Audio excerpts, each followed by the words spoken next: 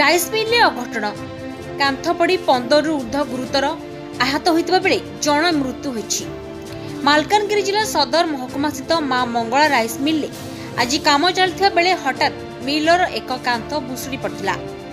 फल मिल रे कार्यरत 15 रु अधिक कर्मचारी कांथ तले दबी होई पड़छंती। सेमानकर भितरे 5 जनक अवस्था गुरुत्वपूर्ण थिबा बेले जनकर मृत्यु होईछि।